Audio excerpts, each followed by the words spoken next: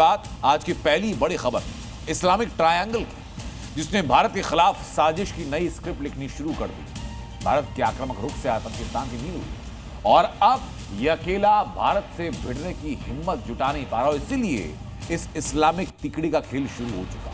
पाकिस्तान, तुर्की और ईरान, ये तीनों देश अब एक नए इस्लामिक फ्रंट के तौर पर भारत के खिलाफ लामबंद हो रहे हैं। तुर्की ने तो कराची में युद्धपोत भेज भी दिया, तो वहीं ईरान के विदेश मंत्री इस्लामाबाद पहुंचे हैं। तो सबसे बड़ा सवाल ये कि क्या इस तिकड़ी के पीछे चीन की कोई साजिश है? देखिए रिपोर्ट। इस्लामिक तिकड़ी भारत के खिलाफ साजिश पर उतरी। तुर्की, ईरान, पाकिस्तान, एक्सपोज चीन का गेम प्लान। तीन देश लेकिन मकसद एक, भारत को घेरने की साजिश। भारत के खिलाफ एक नई इस्लामिक धुरी बन गई है। तुर्की, ईरान और पाकिस्तान का खतरनाक गठजोड़ तैयार हो रहा है।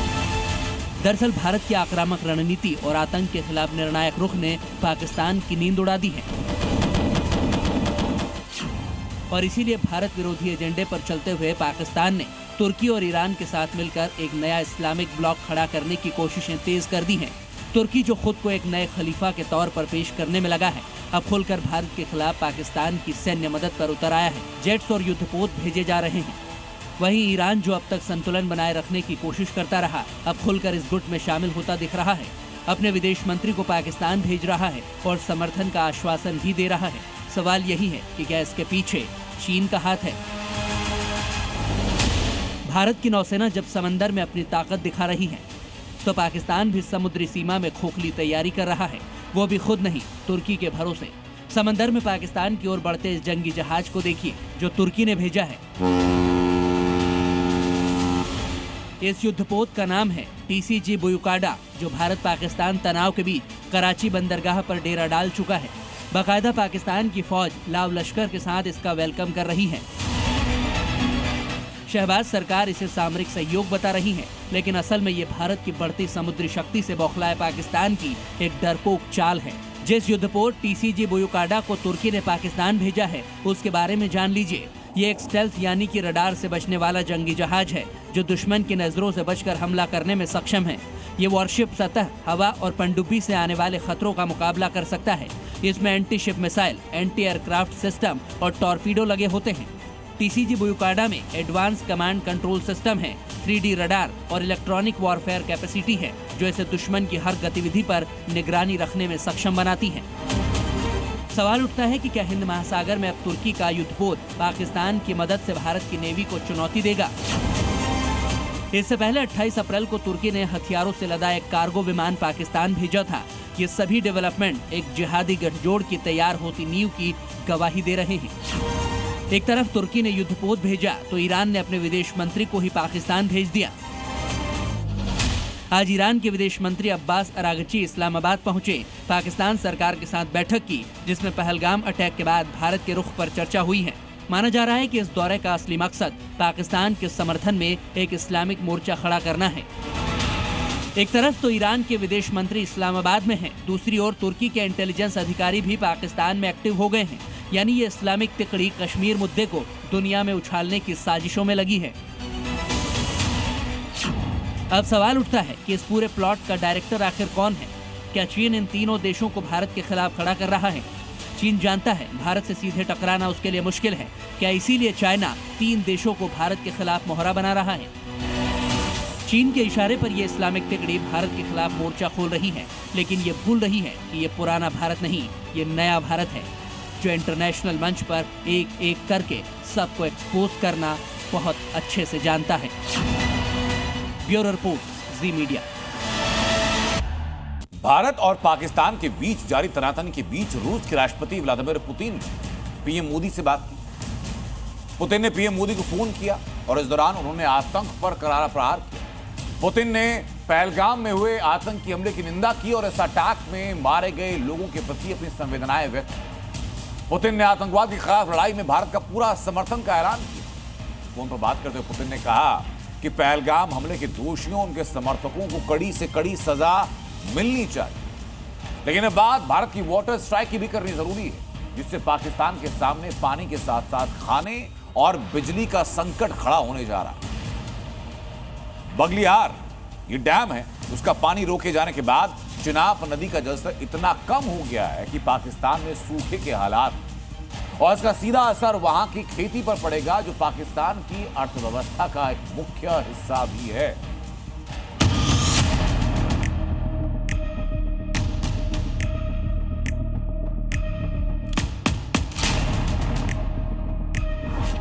भारत ने छोड़ा वाटर बम, पाकिस्तान का निकला दम। सिंधु चिनाब झेलम, पाकिस्तान बुरी तरह से बेदम।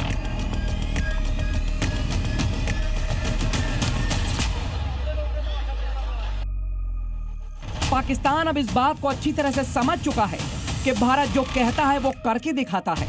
भारत ने पाकिस्तान से जल समझौता रद्द किया, डैम के पानी को रोका, तो इसका असर भी उस पर साफ नजर आ रहा है। इतिहास में ऐसा पहली बार हुआ कि जब बगलिहार डैम का पानी रोकने की वजह से चिनाब नदी का जलस्तर सबसे कम हो गया। जी मीडिया की टीम जब अखनूर में चिनाब दरिया में पहुंची तो वहां सूखे की हालत देखे और लोग पैदल नदी पार करते नजर आए। पूरी तरह से ये जो दरिया है वो सूखा हुआ है। लगातार जो पिछले कई दिनों से जो इंडस वाटर ट्रीटी का जो फैसला लिया गया, जिससे पूरी तरह स्थगित किया गया, अब उसका असर जो है वो देखने को मिल रहा है कि अब पानी जो है पूरी तरह से कम हो चुका है। ये वही चिनाब नदी है जिसका जलस्तर इतना ज्यादा रहता था कि इसमें उतरने वाले लोग कई बार पानी में बह चुके हैं, लेकिन अब वहाँ सूखे के हालात देखने वाले इलाके के लोग भी हैरान रह गए और इसे इतिहास में पहली बार हुई घटना बताया। पैदल चल के पार, और मतलब रिकॉर्ड चिनाब दरिया आज तक किसी ने पार नहीं किया। आज तक किसी ने इस तरह से पार नहीं किया था, तो हमने भी पहली बार ही देखा है। सर्दियों में नहीं होता था पार, अभी तो गर्मियों में पार हो रहा है। ये पहली बार देख रहे हैं सचिन। भारत ने पाकिस्तान पर वाटर स्ट्राइक कर सिर्फ पहला ट्रेलर दिखाया है और इसी से पाकिस्तान में हाय तौबा मच गई है। पाकिस्तान को चीन, ईरान और तुर्की से जो सपोर्ट मिल रहा है उसे भी भारत के इस वाटर बम ने बेदम कर दिया। पानी रोके जाने से पाकिस्तान के कई इलाकों में सूखे जैसे हालात पैदा हो गए हैं। इसका बड़ा असर पाकिस्तान के पंजाब और सिंध प्रांत पर पड़ा है। चिनाब नदी इन इलाकों में पानी का बड़ा स्रोत है, जिससे आने वाले दिनों में वहां पानी की बड़ी किल्लत शुरू हो जाएगी। कृषि को पाकिस्तान की अर्थव्यवस्था की रीढ़ माना जाता है, लेकिन पानी रोके जाने से इसका सीधा असर फसल उत्पादन पर पड़ेगा, जिससे पाकिस्तान में खाने का संकट भी पैदा होगा। इसके साथ ही वहां बिजली उत्पादन में भी 50% की कमी आएगी। बिल्कुल बीच में लोग गए हुए हैं और पूरी तरह से अजब सा नज़ारा जो है पहली बार देखने को मिल रहा है। हमें भी काफ़ी साल हो गए यहाँ की कवरेज करते हुए, बट इस तरह की कभी भी तस्वीरें जो है हमने नहीं देखी है। ऐतिहासिक जो चिनाब नदी पर बना पुल जो है, ये भी कई बार हमने देखा है कि इसकी जद में आया हुआ है। पानी की जद में चिनाब नदी का जो पानी पीछे से छोड़ा जाता, बट इस बार पाकिस्तान ने जो हिमाचल पहलगाम हमला कर की है, उसके बाद अब बूंद बूंद के लिए वो तरसे। बगलिहार डैम का पानी रोके जाने के बाद अब झेलम नदी पर भी बने किशनगंगा बांध को भी बंद किए जाने की प्लानिंग चल रही है, और ऐसा अगर हुआ तो पाकिस्तान बूंद बूंद पानी के साथ खाने के लिए भी मोहताज हो जाएगा। आप पी लो पानी, कहाँ से पियोगे पानी? मोदी जी की जय जयकार। जो पहलगाम में किया उसका बदला होना चाहिए। ओ उसका पानी हमने इनको भूखा मारेंगे, हम बदला लेंगे इनसे। और ये तो मोदी सरकार का करारा जवाब पाकिस्तान के लिए। जो पुलवामा में अटैक किया उसका ये जवाब जो है मोदी सरकार ने बहुत अच्छे तरीके से दिया। भारत की इस वाटर स्ट्राइक का असर पाकिस्तान के कराची और लाहौर समेत कई शहरों पर पड़ेगा। पाकिस्तान की करीब 80% खेती और जलापूर्ति सिंधु और उसकी सहायक नदियों पर निर्भर है, लेकिन पानी की कमी होने की वजह से वहां भूखमरी का खतरा पैदा हो रहा है। बिजली उत्पादन ठप होगा, जिससे शहर अंधेरे में डूब जाएंगे, साथ ही पाकिस्तान को बड़ी आर्थिक चोट भी पहुंचेगी। जी मीडिया के लिए अखनूर से रजत बोरा की रिपोर्ट। पहलगाम अटैक को लेकर खुलासा हुआ। इस हमले में मुश्ताक अहमद जरगर, जिसका चेहरा आप देख रहे हैं, ये सामने आया। ये वही जरगर है जिसने कंधार हाईजैक के बाद अजहर मसूद के साथ जिसको छोड़ा गया था, और तब से ये पाकिस्तान में है और कश्मीर के खिलाफ साजिशें रच रहा है। खुलासा यह कि जरगर ने अपने नेटवर्क के जरिए ओवरग्राउंड वर्कर्स यानी OGW की मदद से पहलगाम हमले में शामिल आतंकियों की मदद।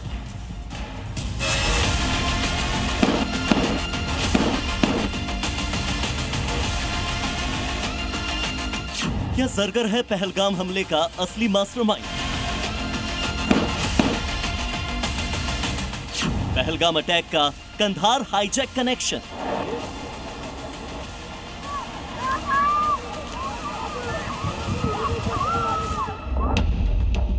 पहलगाम अटैक में एक बार फिर से वही नाम सामने आया है जिसे भारत ने कंधार हाईजैक के बाद छोड़ा था, और वो नाम है मुश्ताक अहमद जरगर, जो आतंकी संगठन अल उमर मुजाहिदीन का मुखिया है। पहलगाम आतंकी हमले की जांच कर रही राष्ट्रीय जांच एजेंसी NIA के हाथ जो सुराग लगा है, उसके मुताबिक पहलगाम अटैक में अल उमर मुजाहिदीन का मुखिया मुश्ताक अहमद जरगर संदिग्ध पाया गया। सूत्रों के मुताबिक NIA की जांच में पता चला कि उसके गुर्गों ने पहलगाम हमले के ओवरग्राउंड वर्कर्स यानी OGW की मदद की थी। और इतना ही नहीं, हमले की योजना जरगर ने कश्मीर में मौजूद अपने ओवरग्राउंड नेटवर्क के जरिए तैयार करवाई। इस नेटवर्क से जुड़े कुछ लोगों की गिरफ्तारी के बाद पूछताछ में जरगर का नाम खुलकर सामने आया। कहा जा रहा है कि जरगर ने श्रीनगर और पहलगाम के लोकल नेटवर्क का इस्तेमाल करते हुए हमले को अंजाम तक पहुंचाया। पहलगाम आतंकी हमले का कंधार कनेक्शन सामने आया है। कंधार हाईजैक मामले में रिहा किए गए मुश्ताक अहमद जरगर की भूमिका की जांच की जा रही है। मुश्ताक अहमद जरगर कश्मीर का रहने वाला है और उसके समर्थकों ने ओवरग्राउंड वर्करों की मदद की थी। फिलहाल जरगर पाकिस्तान में मौजूद है और साल 2023 में NIA ने जरगर की संपत्तियों को कुर्क भी किया था।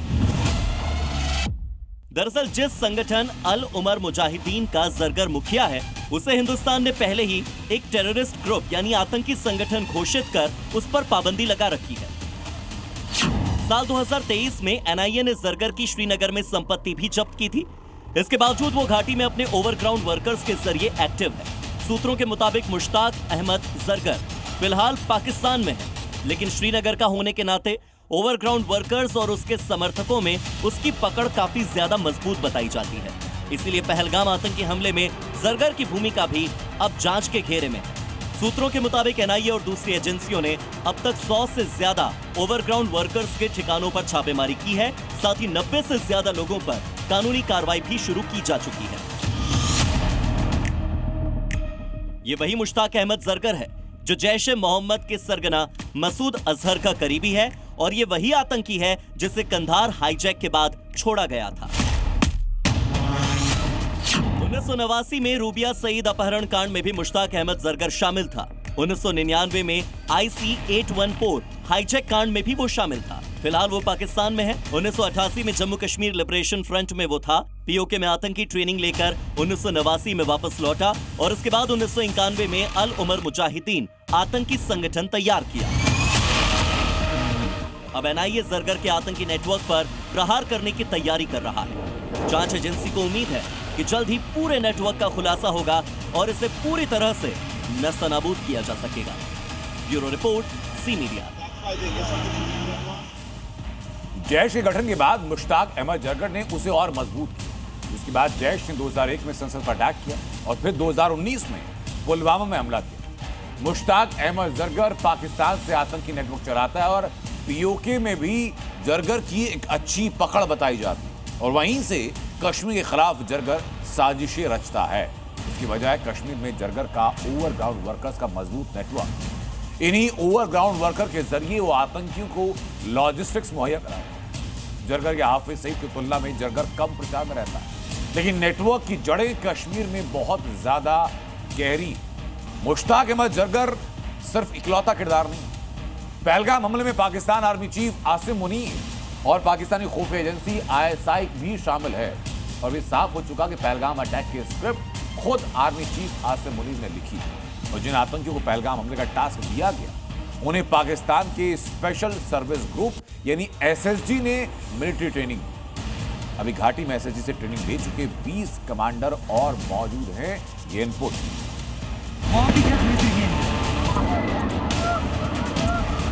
पहलगाम अटैक की प्रोफेशनल प्लानिंग, घाटी में एक्टिव SSG की टेरर ब्रिगेड, SSG की कमांड, ISI की प्लानिंग, फिर भारत में खून खराबा।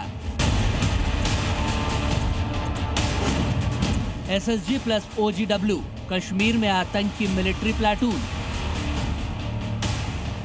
पाकिस्तान का झूठ एक एक कर बेनकाब होता जा रहा है। पहलगाम अटैक में पाकिस्तान का ही हाथ था, ये तो जांच एजेंसियां पहले ही दिन से कह रही थी।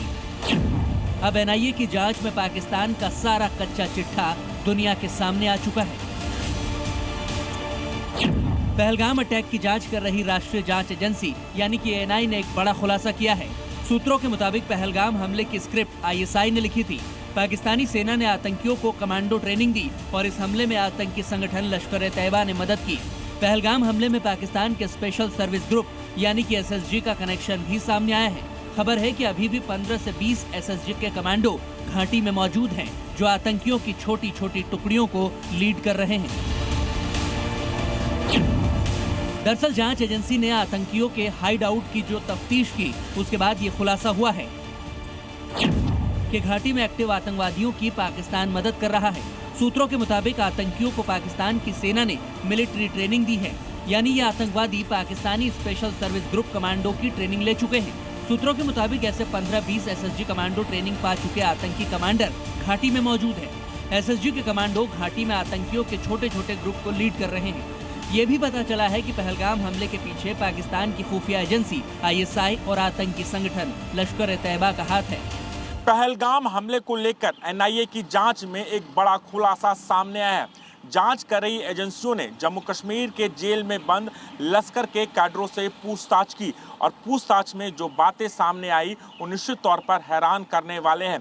दरअसल पूछताछ में ये बात सामने आई कि जिन आतंकियों ने पहलगाम में आतंकी हमले को अंजाम दिया, उन्हें पाकिस्तान में कमांडो ट्रेनिंग दी गई थी। ये training Pakistan special services group commander की ट्रेनिंग है और अब भी घाटी में 15 से 20 कमांडर मौजूद हैं, जिनकी धरपकड़ के लिए लगातार छापेमारी की जा रही है। ये कोई पहली बार नहीं है जब हिंदुस्तान में आतंकी हमले में पाकिस्तान आर्मी के स्पेशल सर्विस ग्रुप का नाम सामने आया हो। पहले भी गगनगीर गांदरबल अटैक में 7 लोग मारे गए थे। बूटा पथरी, जिसमें आर्मी के काफिले पर हमला हुआ था, उस दौरान 2 आर्मी के जवान शहीद हुए थे और 2 पोर्टर मारे गए। और अब पहलगाम का आतंकी हमला, इन सारी वारदातों में पाकिस्तान आर्मी के स्पेशल सर्विस ग्रुप कमांडो की ही भूमिका सामने आ चुकी है। पहलगाम हमले से पहले 2 हमलों में इसने भूमिका जो है अहम निभाई है, जिसमें जो गगनगीर में हमला हुआ था वहाँ 11 लोगों की हत्या की गई थी, उसमें भी ये शामिल था। गुलमर्ग बटपथरी में जो हमला हुआ वहाँ 4 सैनिकों की मौत हुई, उसमें भी ये शामिल था। और अब पहलगाम हमले का ये मास्टरमाइंड है, बताया जा। लेकिन क्या पहलगाम में जो हमला हुआ उसका हमास से कोई संबंध है? ये सवाल क्यों? ये सवाल इसीलिए क्योंकि पहलगाम हमले के 4 दिन पहले एक वीडियो वायरल था, जिसमें लश्कर कमांडर अबू मूसा गाजा कश्मीर की तुलना कर रहा था गाजा के साथ और आजादी छीनने की बात कर रहा था। उसके बाद पहलगाम पर हमला होता है और पैटर्न ठीक वैसा जैसा हमला हमास ने इजराइल में किया। क्या पहलगाम हमले में हमास का भी हाथ है? क्या हमास ने लश्कर के आतंकियों को ट्रेनिंग दी? क्या कश्मीर में इंटरनेशनल टेरर नेटवर्क एक्टिव है? हम आ रहे हैं, आप टेंशन। पहलगाम हमले की जांच जैसे जैसे आगे बढ़ रही है, एक एक कर पहलगाम हमले का हर पैटर्न और हर गुनहगार बेनकाब होता जा रहा है।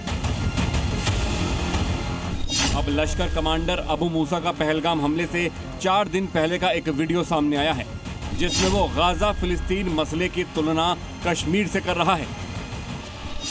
दरअसल पीओके भारत के खिलाफ साजिश का सबसे बड़ा सेंटर बना हुआ है और पीओके में चल रही साजिशों के तार गाजा से भी जुड़े हुए हैं। 5 फरवरी 2025 को पीओके में एक जिहादी रैली हुई थी, जिसमें हमास के आतंकी भी मौजूद थे। पहलगाम हमले के साजिशकर्ता भी पीओके की इस रैली में शामिल थे और उसका सबूत है पहलगाम हमले का पैटर्न, जो बता रहा है कि हमास ने ही लश्कर के आतंकियों को हमले की ट्रेनिंग दी थी। यानी पहलगाम आतंकी हमले में हमास की मॉडस ऑपरेंडी यानी हमले का तरीका एक जैसा ही था। 7 अक्टूबर 2023 को हमास ने इजराइल पर हमला कर सामूहिक नरसंहार को अंजाम दिया था और 22 अप्रैल 2025 को ठीक वैसा ही हमला पहलगाम में किया गया था। इजराइल में म्यूजिक फेस्टिवल में आए लोगों की जान ली गई थी, तो पहलगाम में छुट्टी मनाने गए पर्यटकों को गोली मार के मौत के घाट उतार दिया गया था। हमास के आतंकियों ने इजराइल में घुसकर घरों में फायरिंग की थी, एक के बाद एक कई रॉकेट भी दागे थे। तो पहलगाम में ऑटोमेटिक हथियारों से पर्यटकों की हत्या की गई। इजराइल में यहूदियों को चुन चुन कर मारा गया था, तो पहलगाम में हिंदू पर्यटकों का नाम और धर्म पूछकर मारा गया। इजराइल में भी मजहब के आधार पर टारगेट चुना गया था। तो पहलगाम में भी इस पैटर्न को दोहराया गया।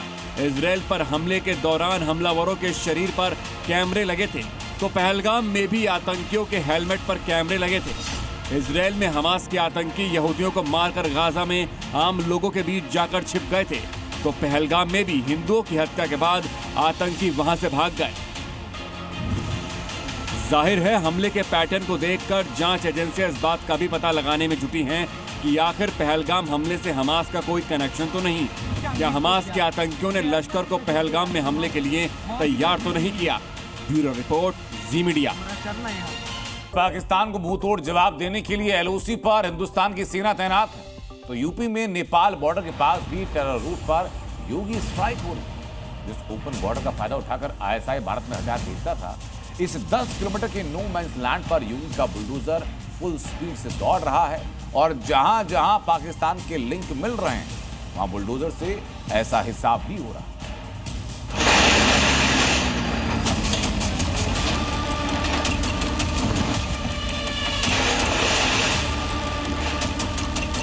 योगी का मदरसा एक्शन प्लान, टारगेट पर पाकिस्तान।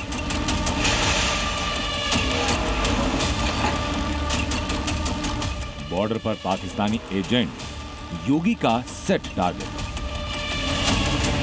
एक तरफ पाकिस्तान बॉर्डर पर इंडियन फोर्स एक्शन की तैयारी कर रही है,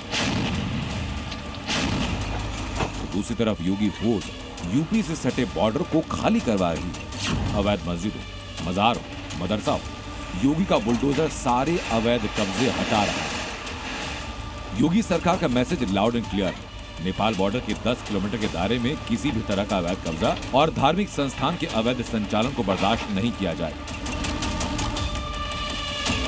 पीलीभीत, श्रावस्ती, बहराइच, बलरामपुर, सिद्धार्थनगर और महाराजगंज में नेपाल बॉर्डर से सटे इलाकों में अवैध निर्माण जोरों पर है। लिहाजा योगी फोर्स विशेष अभियान चला रही है। आतंक के हर टेरर रूट पर जोरदार प्रहार हो रहा है। आतंक के हर मददगार पर योगी का हथौड़ा चल रहा है।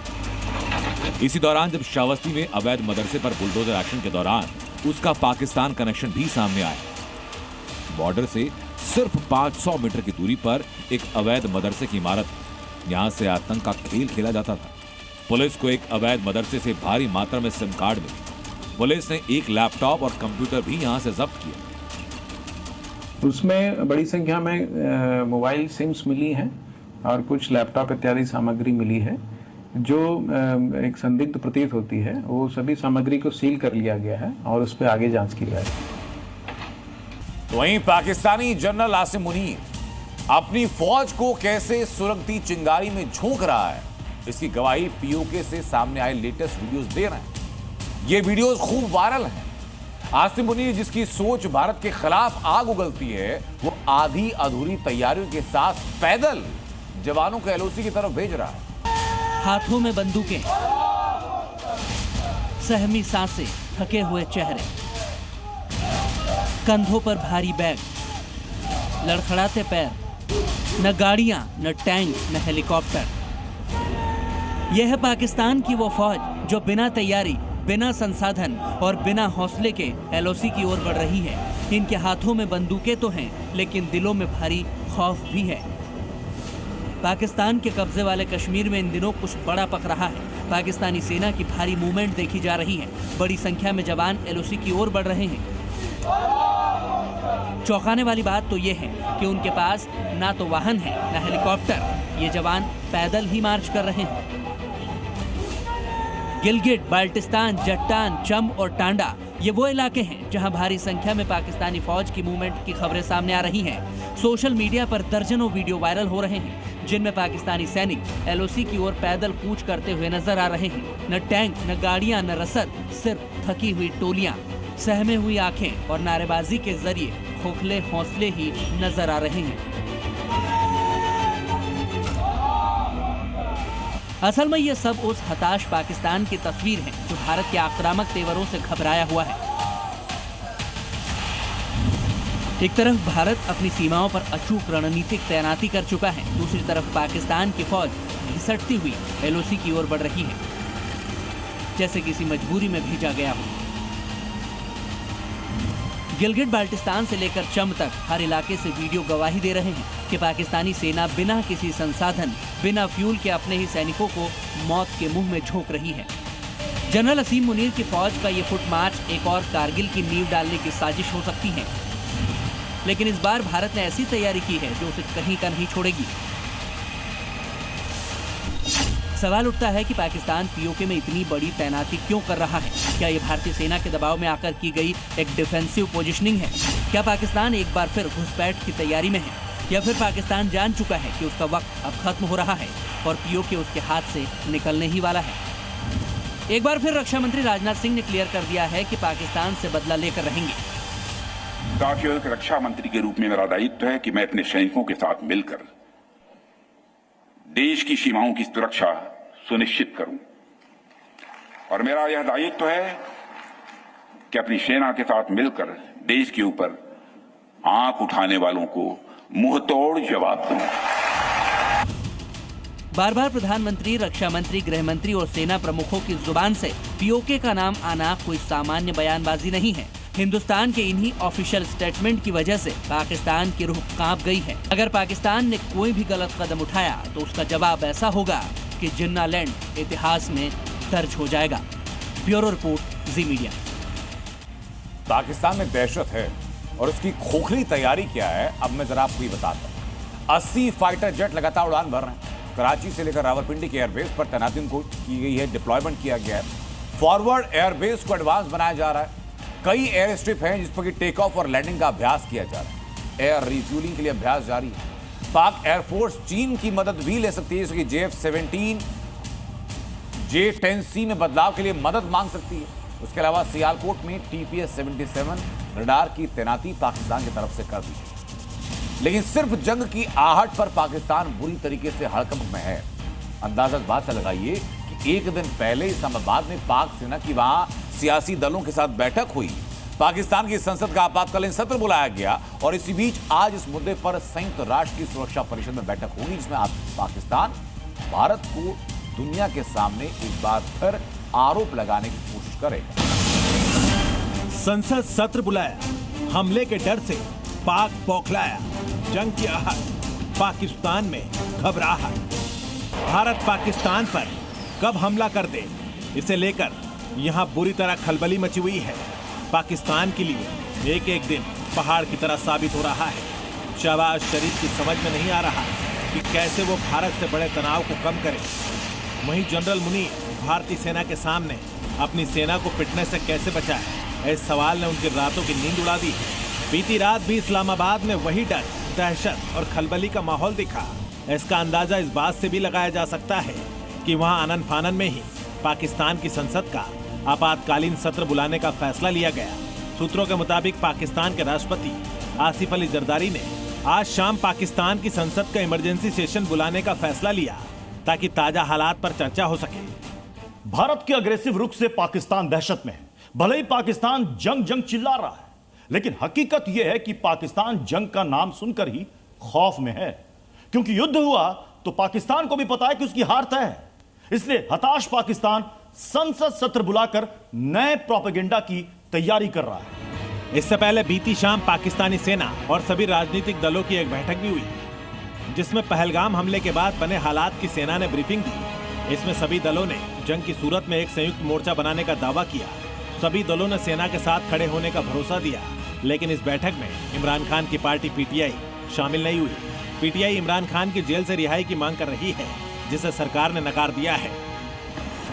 इन सबके बीच UNSC में भारत ने पहलगाम आतंकी हमले के लिए पाकिस्तान को जिम्मेदार बताया, तो वहीं दूसरी तरफ पाकिस्तान ने इन आरोपों को नकार दिया और स्वतंत्र और निष्पक्ष जांच की मांग की है, जिसके बाद आज इस मुद्दे पर संयुक्त राष्ट्र की सुरक्षा परिषद में बैठक होगी। इस बैठक की मांग पाकिस्तान ने की थी, जिसे ग्रीस ने अपनी अध्यक्षता में मंजूरी दी थी।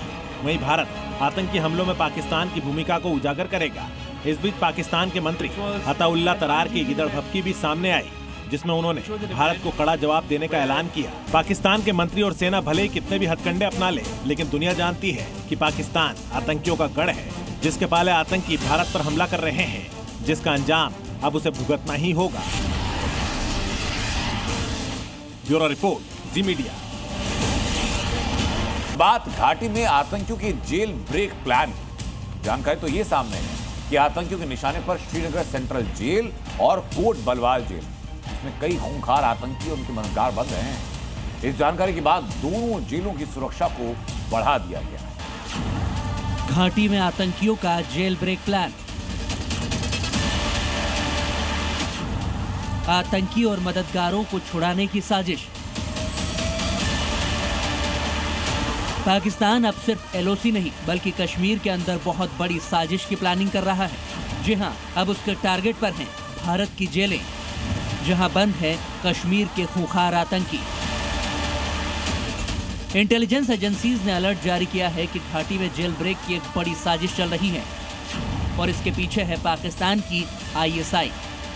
सूत्रों से मिली खुफिया जानकारी के मुताबिक घाटी में मौजूद पाकिस्तानी आतंकी अब नई साजिश रच रहे हैं।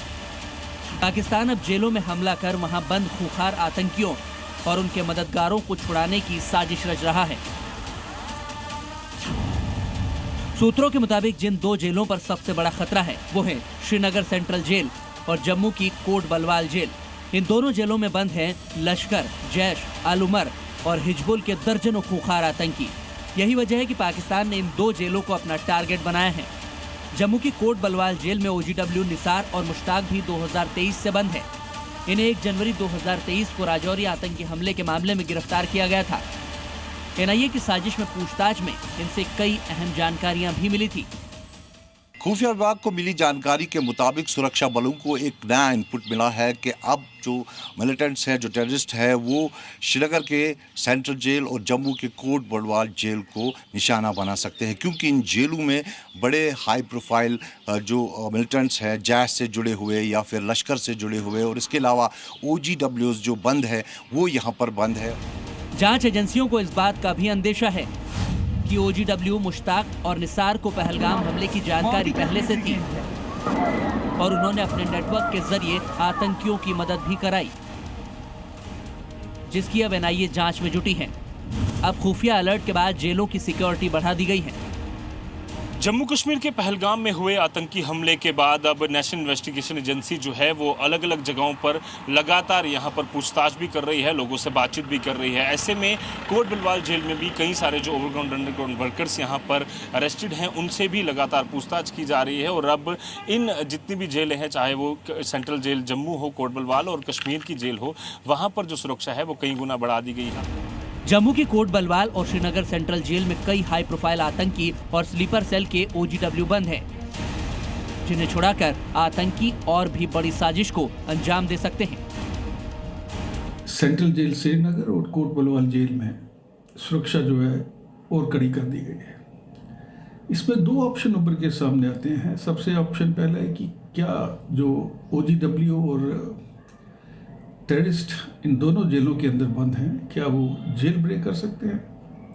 और दूसरा ऑप्शन ये है कि जिस तरीके से लोकल की सपोर्ट्स इनको मिल रही है, तो उस पॉसिबिलिटी को रूल आउट नहीं किया जा सकता है कि जेल के ऊपर वो अटैक करें और अपने इनको जो टेररिस्ट हैं, बड़े स्तर के टेररिस्ट और जो OGW हैं, उनको निकालने की कोशिश करें। ये साजिश पाकिस्तान की नई हाइब्रिड वॉरफेयर है, जहां LOC पर फायरिंग, घाटी में घुसपैठ और अब जेल ब्रेक से आतंकियों की नई फौज खड़ी करने का सपना देखा जा रहा है।